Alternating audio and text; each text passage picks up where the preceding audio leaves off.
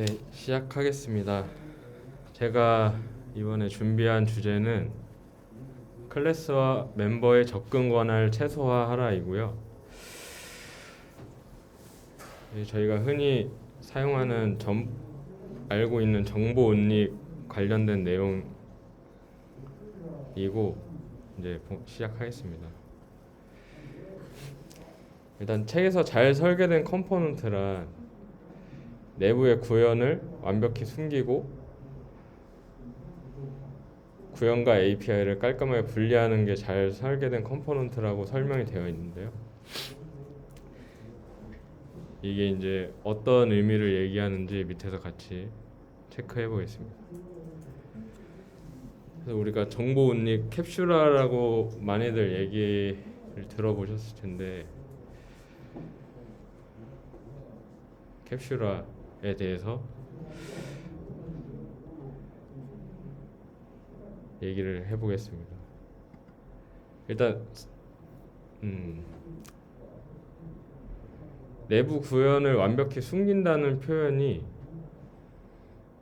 어떤 의미냐면, 그러니까 메스라는 클래스를 예로 들었을 때 메스에 add라는 메소드가 있잖아요.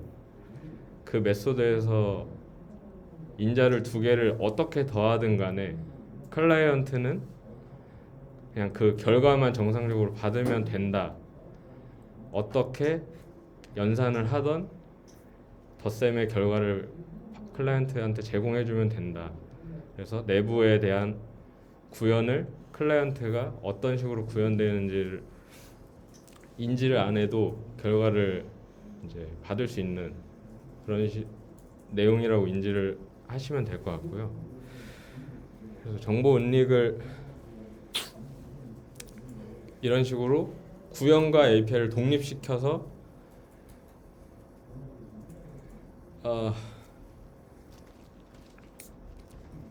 소프트웨어를 설계했을 때 장점들에 대해서 좀 설명을 드릴게요.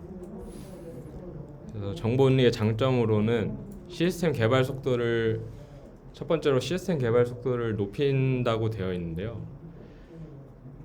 실제 컴포넌트마다 의존도를 낮추고 독립적으로 개발을 하는 거를 권고를 하기 때문에 A라는 클래스를 만들어야 B라는 클래스가 완성된다, 이런 의존도를 최소화해서 A랑 B랑 클래스를 동시에 개발할 수 있다, 이런 의미로 인지를 해주시면 될 것 같아요. 그래서 A라는 클래스가 완성되길 기다리고 B를 만드는 이런 개발 과정이 아니고 같이 개발을 할 수 있기 때문에 개발 속도가 올라간다라는 장점이 있습니다. 그리고 두 번째로 시스템 관리 비용을 낮춘다라고 되어 있는데요. 컴포넌트마다 독립적으로 구성이 되기 때문에 A랑 B랑 A 클래스랑 B 클래스를 다 파악해야 되는 부분이 아니라 A라는 클래스만 독자적으로 파악을 해도, 그러니까 같이 파악을 안 하고 A라는 클래스만 파악해도 그 기능을 온전히 이해할 수 있기 때문에 그거에 대한 디버깅이 더 빨리 파악할 수 있다라는 내용이라고 봐주시면 될 것 같아요. 그래서 B랑 의존도가 없기 때문에 A를 교체함으로써 B에 문제가 생긴다는 거를 좀 줄여줄 수 있는 그런 장점이 있다고 보시면 될 것 같습니다. 그리고 정보 운릭 자체가 성능적으로 정보 운릭을 하기 때문에 성능이 높아지는 건 아니고 성능 최적화에 도움을 준다고 되어 있는데요. 이 부분은 실제 A 클래스, B 클래스가 있다고 했을 때 A 클래스를 최적화하기 위해 B 클래스도 같이 프로파일링 분석을 하고 같이 개선이 되어야 되는 상황이라면 최적화하기에 상당히 오랜 시간이 걸리고 어려움이 있을 수밖에 없는데, 그에 반해서 독립적으로 구성되기 때문에 A라는 컴포넌트에만 집중해서 프로파일링하고 개선을 할 수 있다라는 장점이 있다고 봐주시면 될 것 같습니다. 그리고 재사용성을 높인다고 되어 있는데요. 이것도 마찬가지로 독립적으로 컴포넌트를 구성하기 때문에 A라는 프로젝트에서 쓴 내용을 B 프로젝트에서 재사용해서, 왜냐하면 엮여있는 의존도가 없기 때문에 그대로 가져와서 사용할 수 있다라는 내용입니다.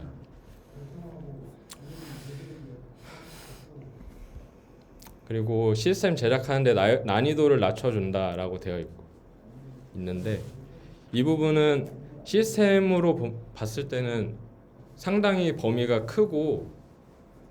크잖아요. 그 부분에 대해서 모든 개발이 끝나야 이 모든 컴포넌트들의 동작을 검증할 수 있는 부분이 아니라 독립적으로 구성을 해서 컴포넌트 단위로 시스템이 개발이 완성이 안 되더라도 컴포넌트 단위로 검증을 할 수 있기 때문에 이런 검증 범위를 좁힐 수 있는 장점이 있고, 그 최소 단위에 집중할 수 있기 때문에 시스템의 난이도를 좀 낮춰준다고 설명을 하고 있습니다. 그래서 이런 정보닉을 했을 때의 장점들이 많이 있는데, 자바에서는 특히 이제 접근성이라는 걸 명시를 하게 되는데요. 각 클래스 요소들마다의 접근성은 그 클래스가 어떤 패키지, 어떤 위치에서 존재하고, 우리가 클래스 메소드 선언할 때마다 정의한 접근 제어자라는 걸로 이 접근성을 명시를 하도록 되어 있습니다. 그래서 이 접근 제어자를 실제 제대로 써야 되는 게 정보은닉의 핵심이라고 볼 수 있고요. 실제 접근 제어자에 대해서 좀 설명을 드릴게요. 접근 제어자는 총 4가지로 구성이 되어 자바에서 제공하고 있고요. 제일 첫 번째로 프라이빗이라고 있는데, 이거는 이제 클래스, 톱레벨 클래스라고 해서, 톱레벨은 어떤 거냐면 그냥 이렇게 이 겉에 얘를 톱레벨 클래스라고 하거든요. 그래서 톱레벨 클래스에서만 접근할 수 있는 게 프라이빗 접근 제어자라고 합니다. 그리고 패키지 프라이빗이라는 접근 제어자는 해당 그 패키지 프라이빗으로 선언된 멤버가 소속된 패키지라고 하면 이 폴더 IDE에서는 폴더처럼 표현되는데, 이것 하나하나가 패키지고요. 이 패키지 안에 있는 모든 클래스에서 접근할 수 있는 게 패키지 프라이빗 접근 제어자입니다. 그리고 프로텍티드 접근 제어자는 패키지 프라이빗의 범위에서 플러스로 해당 멤버를 선언한 클래스를 상속받은 하이 클래스에서 다 접근을 할 수 있습니다. 그리고 퍼블릭은 모든 것에서 접근할 수 있는 이 네 가지, 크게 4가지 단계로 되어 있고요. 실제 이 4개에 대해서 한번 같이 살펴보겠습니다. 제가 샘플로 패키지를 구분해서 미리 만들어 놨는데요.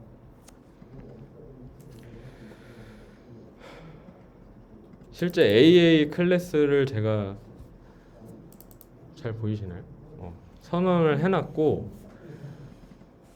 그거를 A 클래스라는 곳에서 접근을 해보려고 하거든요.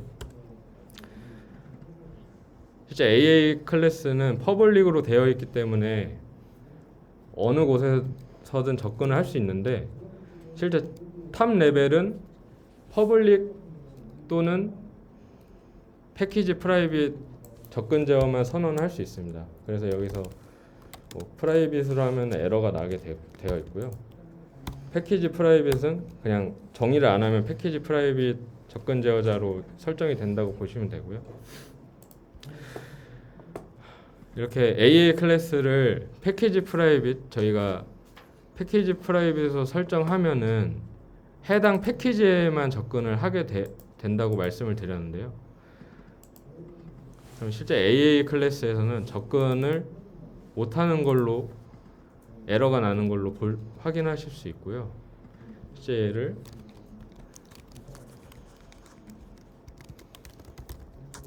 퍼블릭으로 바꿔주면 다른 패키지에서도 접근을 할 수 있는 거를 확인하실 수 있습니다. 그리고 여기 AA 클래스의 4가지 각 접근 제어마다의 변수를 지금 정의를 해봤는데요.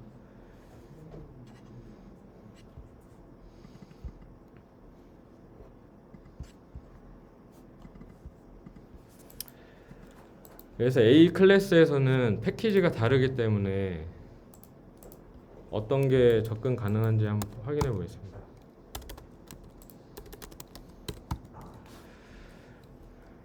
AA 클래스에서 접근 가능한 거는 퍼블릭 인트라고 퍼블릭 접근 제어자를 사용한 애들밖에 접근이 안 되고요. 다른 건 접근이 불가능한 거를 확인하실 수 있습니다.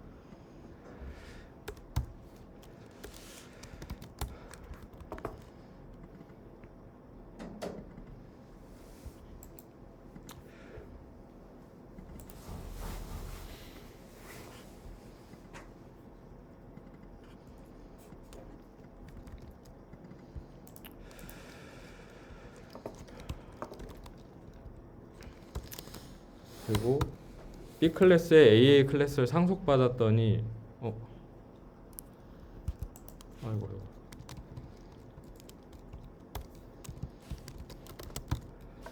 이렇게 프로텍티드 인트가 또 사용될 수 있는 걸 확인할 수 있는데요.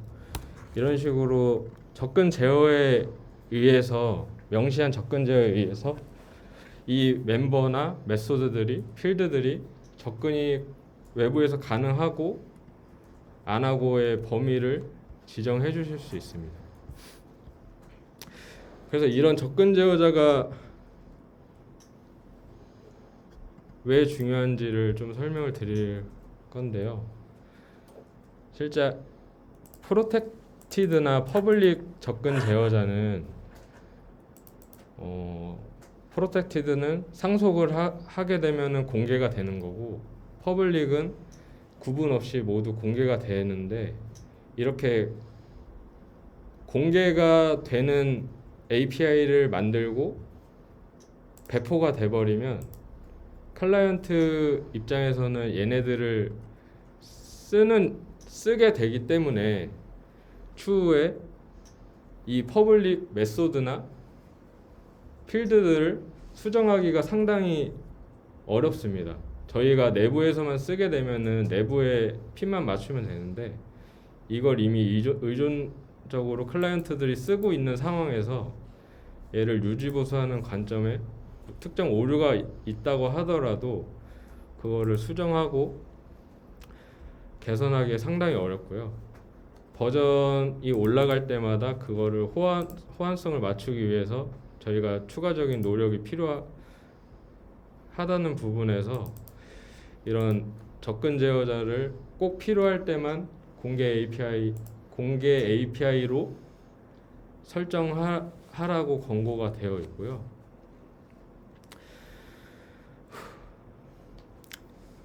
네, 실제 그래서 이렇게 접근 제어자들을 잘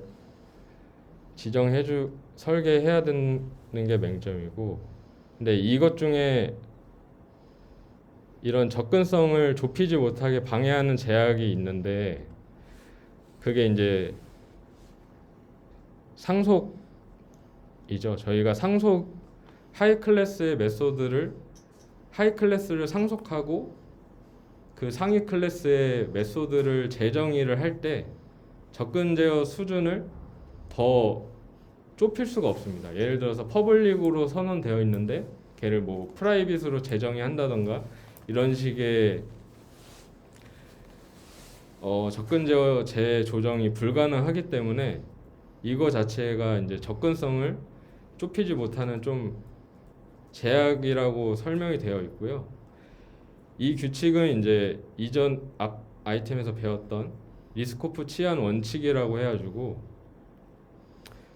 상위 클래스 인스턴스가 하이 클래스 인스턴스로 대체해서 사용할 수 있다라는 그런 원칙이 있었는데 상위 클래스에서는 퍼블릭 메소드 호출할 수 있는데 하이 클래스는 호출이 안 되면은 그게 그 부분도 규칙이 위배되는 상황이기 때문에 그런 부분에 대해서 이런 규칙으로 인해 좀 접근성을 좁힐 수 없는 제약이 한 가지가 있다라고 책에서 설명이 되어 있습니다.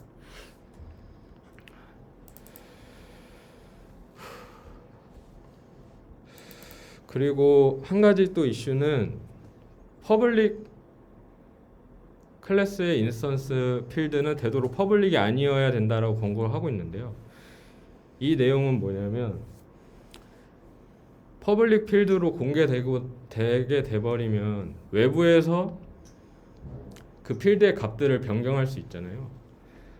그렇게 불특정 외부 클라이언트들이 변경을 해버리게 되면 그거에 대한 내가 제어하고 싶은 값을 보장할 수 없는 거죠. 예를 들어서 가격이라는 필드를 만들어 놨는데 외부에서 음수로 바꾸게 되더라도 걔를 내가 통제하거나 제약할 수 없다라는 문제가 있고요.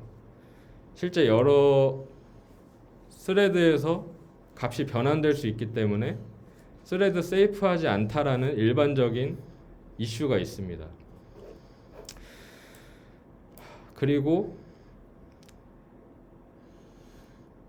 인스턴스 필드는 저희가 불변형으로 지정할 수도 있지만 가변형으로도 지정을 할 수 있거든요.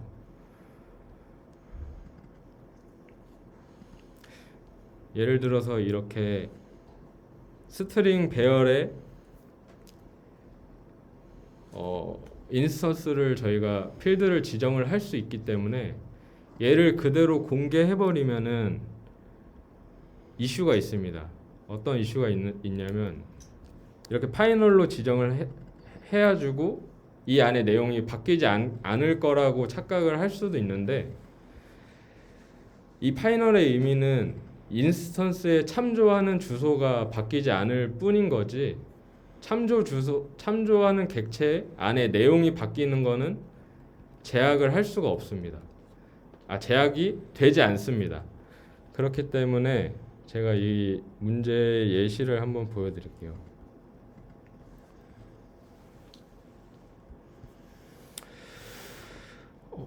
잠깐만요.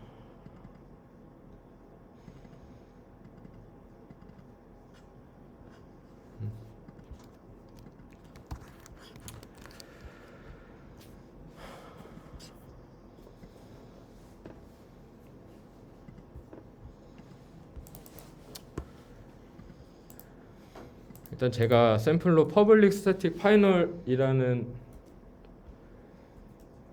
스트링 배열의 필드를 이제 임의로 생성을 해봤고요.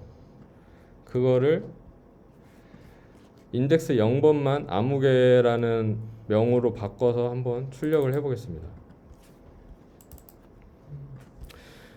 이렇게 하면 밸류 A는 0번이 아무개로 바뀐 걸 보실 수 있는데요. 이게 어떤 의미냐면 얘 자체도 저희가 값을 정확하게 통제할 수 없다라는 문제가 생기는 부분이고요. 외부에서 변경을 허용하더라도 허용된다라는 문제가 있는 상황을 확인하실 수 있고요. 그래서 보안에 허점이 있다라고 책에는 표현이 되어 있습니다. 그래서 이걸 해결하기 위해서 자바에서는 컬렉션스에서 unmodified list라는 메소드 자체를 제공을 하고 있고요. 두 번째로는 앞에서 배운 클론을 쓰라는 그 해결책을 제시를 하고 있습니다. 이 두 가지 케이스를 한번 확인해 보겠습니다.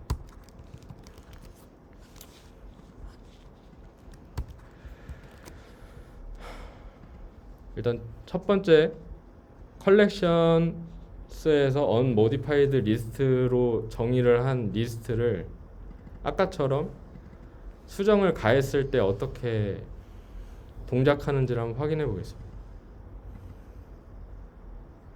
네, 실제 동작을 하면 이렇게 이 세션이 떨어지게 되고요.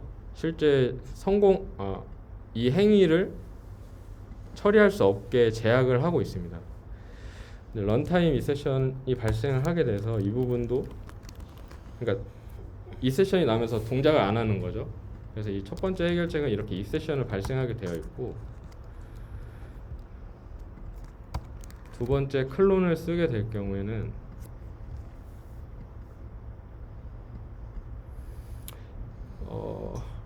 이런 식으로 클라이언트에서 0번째 인덱스를 바꾸더라도 다음에 getValue 했을 때 변경이 안 되는 걸 확인할 수 있는데요. 이거는 getValue라는 애를 했을 때 매번 클론을 하기 때문에, 그러니까 복사분을 주는 거죠. 그런 방법으로 이슈를 보안의 허점을 해결하고 있는데, 두 가지를 이 부분은 매번 이제 복사본을 만들어서 준다라는 부분에서 좀 메모리나 성능적으로 이슈가 있을 수도 있을 것 같다라는 좀 개인적인 생각이 있습니다. 그래서 두 가지 해결책에 대해서 어떤 시스템인지 어떤 기능인지를 좀 고려해서 선택해 주시면 될 것 같고요.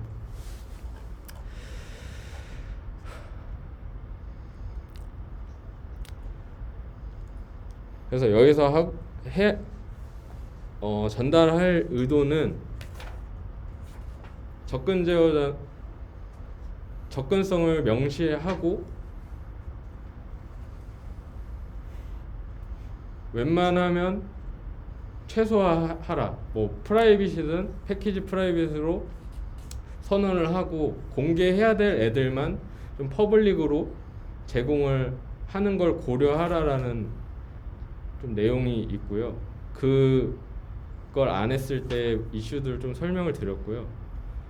그리고 자바 9버전부터는 모듈 시스템이라고 는 개념이 도입됐다고 하는데, 저도 이걸 보면서 좀 처음 알았는데 좀 같이 예시를 같이 보겠습니다.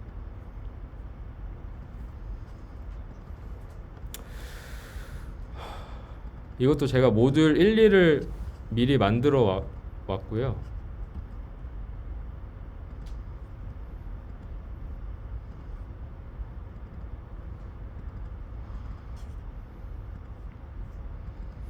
구조는 심플하게 구성을 했습니다. 모듈 1에는 API 패키지, 서비스 패키지로 나눠서 여기에서 그냥 모듈을 호출할 수 있게 구성이 되어 있고, 2에서는 메인 클래스로 모듈 1에 있는 클래스를 호출해서 사용하는 걸로 제가 구성을 해봤고요. 실제 모듈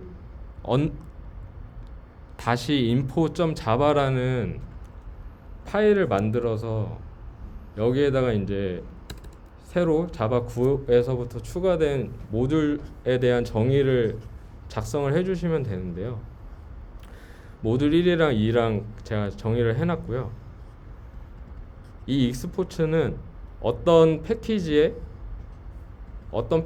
클래스들을 공개하겠냐, 그 공개 여부를 정의를 할 수 있습니다. 그리고 requires라고 해가지고 어떤 모듈을 사용하겠냐, 이런 정의를 하게 되어 있고요. 그래서 자바 9에서부터는 접근 제어자를 제외하고도 이렇게 모듈로서 오픈하겠다 안 하겠다를 추가적으로 제어를 할 수 있습니다.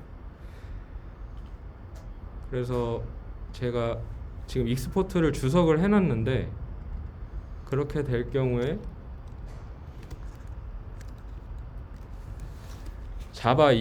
모듈 2에서는 얘를 쓰려고 해도 쓸 수가 없어요. 찾을 수가 없게 모듈이 다르기 때문에 애초에 찾을 수가 없는 상황인 거고, 임포트 자체도 안 되고, 이거 자체 이제 리플렉션 자체도 막는다고 합니다. 그래서 리플렉션도 자바 안에서 자바에서 자체적으로 방지하기 위해 막는다고 되어 있고요. 실제 자바 접근 제어로 제한을 해도 리플렉션으로 접근을 할 수 있었던 문제를 좀 해결하기 위해 나왔다고 합니다. 익스포츠를 해서 한번 API 패키지를 공개를 해보겠습니다. 그러면 이런 식으로 가져올 수 있는데요. 서비스는 또 못 가져오죠. 서비스 API라는 패키지만 공개했기 때문에 또 서비스라는 패키지는 쓸 수 없게 되어 있습니다.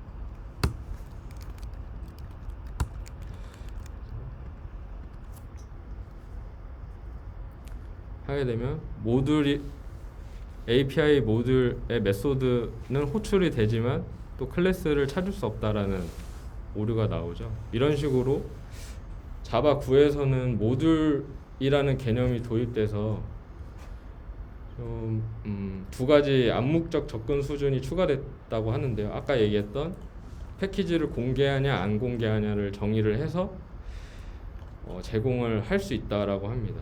그래서 근데 책에서는 좀 해야 될 작업도 많고, 이게 좀 아직 사례 같은 게 많이 없기 때문에 당분간은 사용하지 않는 게 좋다고는 되어 있는데, 지금 좀 검토를 해서 이 부분도 사용하면 좋을 것 같다라는 저 개인적인 생각이 있고요. 네, 이것으로 마치겠습니다. 이게 15장 자체 15장이죠? 네. 15장 자체가 내용이 되게 막 두서없이 이렇게 퍼져 있으니까 정리를 어떻게 하냐에 따라서 인식되는 그게 달라질 것 같아요. 결국에 얘네들은 캡슐화로 시작을 했어. 인캡슐레이션이라는 개념. 그래서 걔랑 인포메이션 하이딩이랑 동일시되는 개념이에요. 인캡슐레이션이랑. 정보 은닉을 하면 어떤 게 장점이 있습니까? 정보 은닉 왜 해야 됩니까? 뭐가 장점이 있습니까?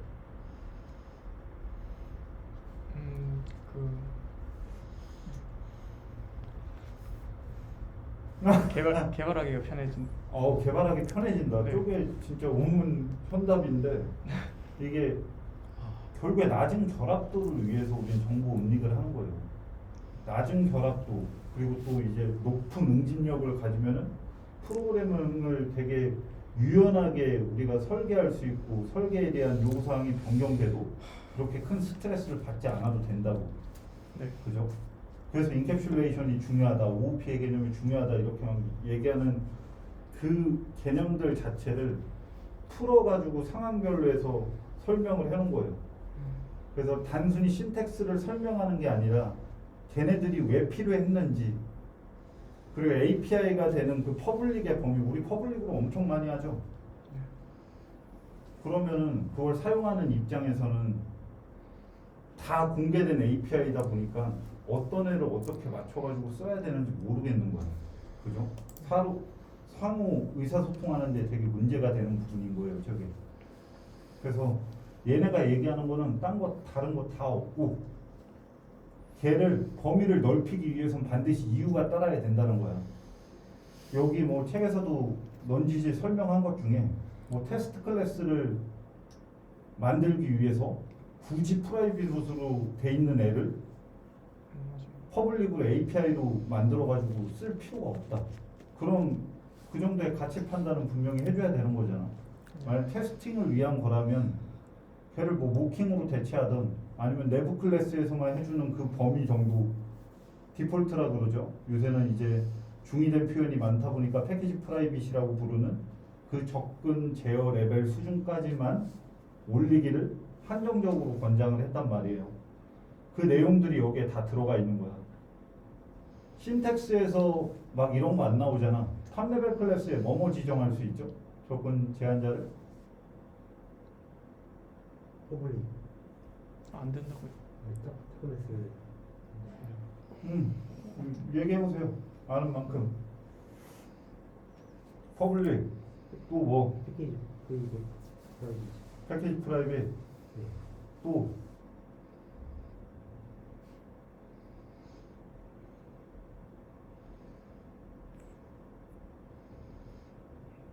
없다고 바로 안 나오네.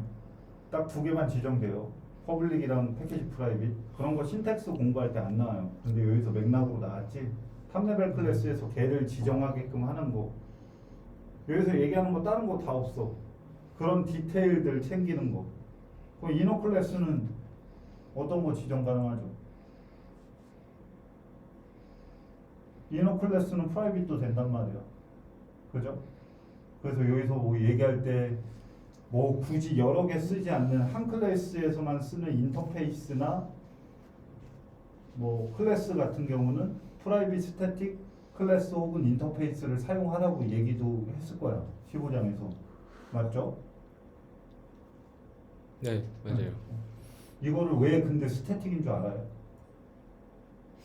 굳이 스태틱이라고 지정했잖아. 그냥 프라이빗 클래스면 프라이빗 클래스지 왜 스태틱 클래스라고 얘기했을까?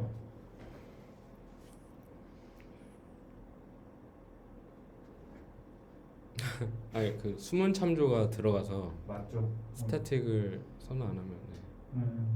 그래서 내부 클래스를 쓸 때 스태틱으로 해놓잖아. 근데 이게 내부 뭐 계층 구조에서 탑레벨 클래스 안에 숨어 있는 이런 느낌으로 생각하는데 얘는 그냥 별도로 있는 거라고 보면 돼. 스태틱이 붙으면 스태틱 클래스.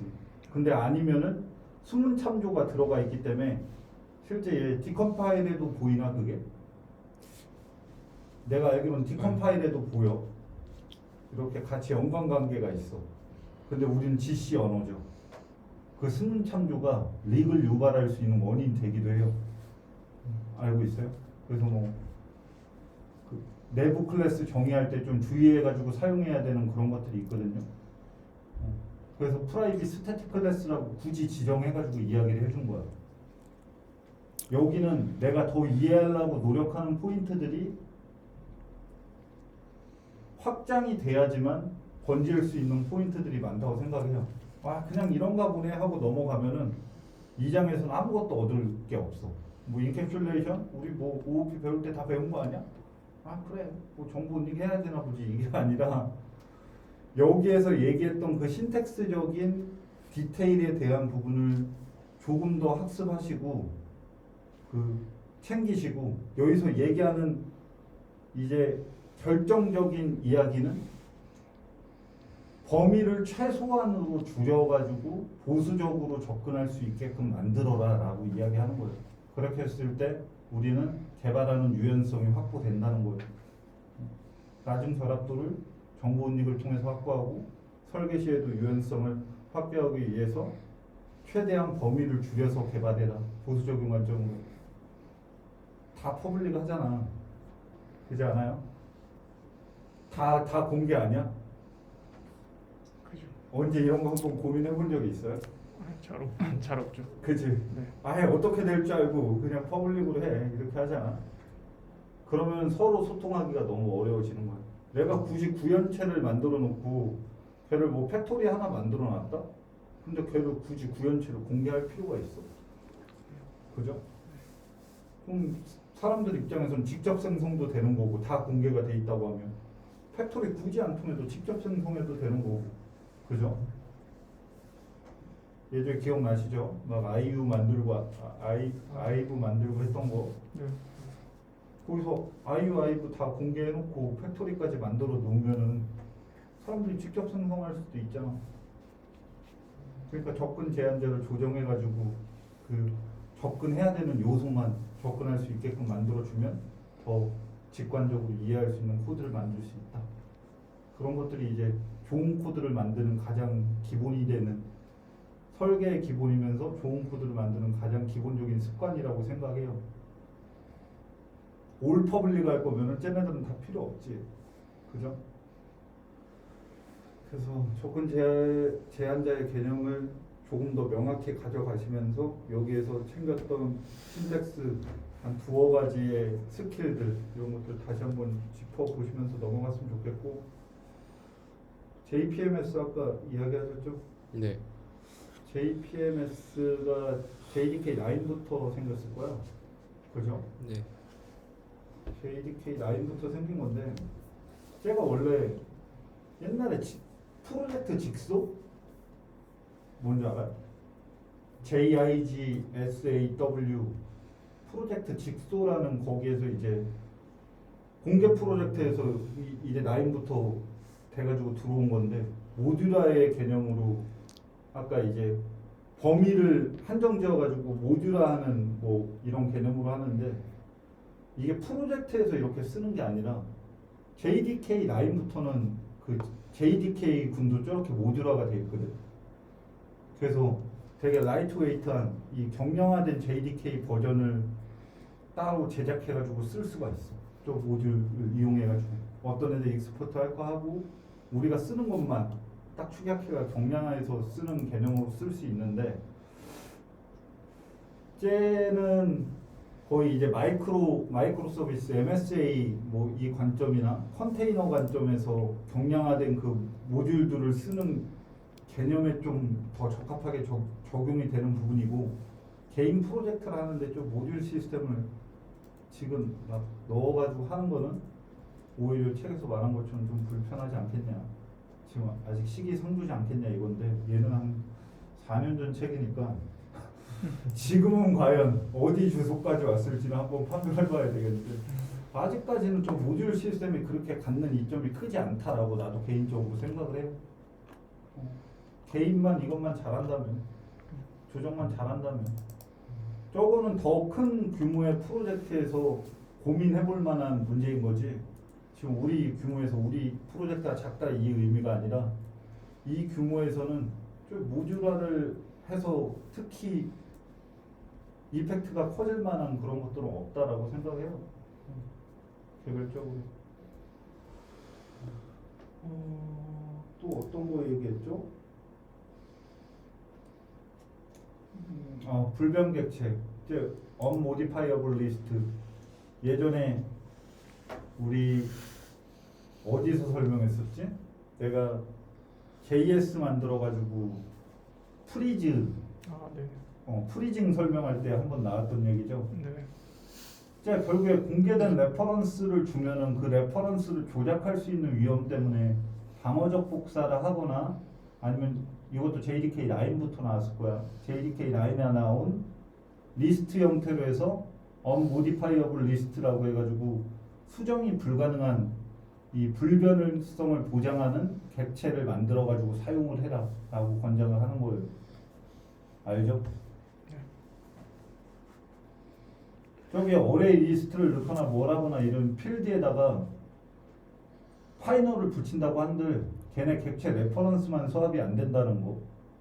네. 네. 데이터는 네, 언제든지 변경할 수 있게 불변성이 보장이 안 되면 말한 대로 스레드 세이프하지 않고 문제가 되는 거지. 그죠? 네. 그리고 변경을 외부에서도 할 수 있는 거. 우리가 제한된 통로로만 접근하는 게 아니라 그래서 클론 하는 거예요. 방어적 복사하거나 이전 버전에선 하고 웬만하면은 JDK 이제 상위 버전 9부터는 9부터 맞아 근데 8인가? 모디파이드. 한번 들어봐봐. 에이. 정확히 하는 게 좋으니까. 8버전에서도 사용 가능해요. 네, 8도 됐던 것 같아요. 아니 거기 들어가 보시면 되잖아. 신스 바로 보이고. 아, 여기. 모디파이어블 리스트. 나는 왜 9부터로 기억하지? 8에서 못 썼던 것 같아.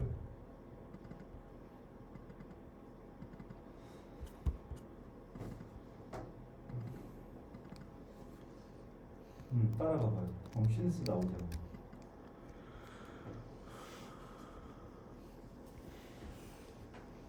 응? 신스 안 나오네. 왜 안 나와? 그거 맞아 근데? 위로 올려봐요. 걔 클래스가 그때 다 정의된 거 아니야? 그거 1.2인데 말도 안 되는데. 야 방금 전에 봤어 이름? 조시 블러크? 있어. 저기 어서 봐봐. 아. 작성자 조시 블러크 보이지? 네. 이 사람이야. 200개 부자가. 어. 오 몰랐지? 잡아 만든 형이니까 믿고 쓰는 거야.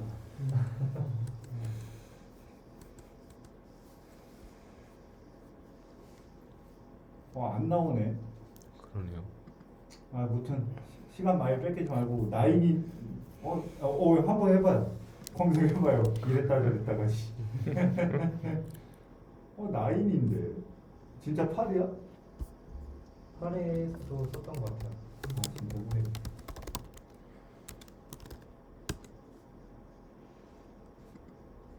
씨, 아닌데.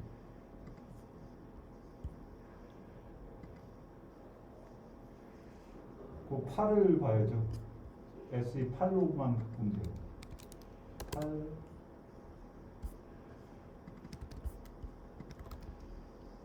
있네. 8에도 있네. 오케이. 왜 근데 신스가 안 나오냐 밑에? 근데 얘는 왜 1점이냐? 거기서는 1.29. 이 메소드에 대해서. 네. 얘는 있는데. 그러네요. 그러니까. 그럼 7에도 있는 거 아니에요? 그런가? 7에는 없어. 7에는 없어. 7은 없어요? 무튼 저런 불변성을 보장해 주는데도 저런 것들이 니즈가 있으니까 계속 설계적으로 봐봐. 저거 우리 언제 얘기했었지? 컨스트럭터 막 그 불변성이 보장 안 돼요. 빌더 패턴 얘기할 때 얘기했었다. 그죠? 네. 그때도 막 불변성을 되게 중요하다라고 막 강조했잖아. 네. 되게끔 언어들이 그렇게 움직이고 있어. 그럼 우리도 설계의 근간을 그렇게 바꿔야 되지 않을까?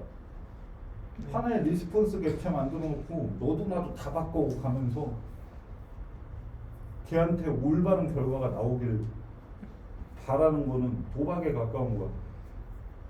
그렇지 않아요? 그런 식으로 많이 해보지 않았었고 지금. 리스폰스 객체 하나 만들어 놓고 어디 메소드에서 뭐 담고 어디 메소드에서 뭐 담고 이런 식으로. 얘네들은 한 번 틀어지기 시작하면은 종을 잡을 수가 없어.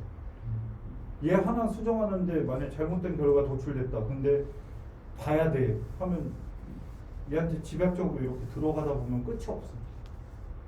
문제를 발생할 수 있게끔 설계해 놓은 거야. 그런 자체가. 그래서 설계하는 방식들도 이런 우리가 생각하는 학습하는 이런 것들 받아들이면서 변화시킬 수 있도록 노력을 해야 된다는 거죠.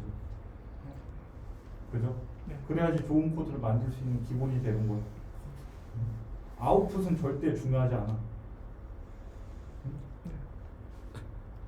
효율적으로 더 커뮤니케이션 할 수 있으면서 우리의 소통하는 커뮤니케이션 시간을 줄일 수 있는 방안 이런 데서 시작되는 거예요. 아셨죠? 네. 추가적으로 덧붙일 의견 있으시면 붙여주시고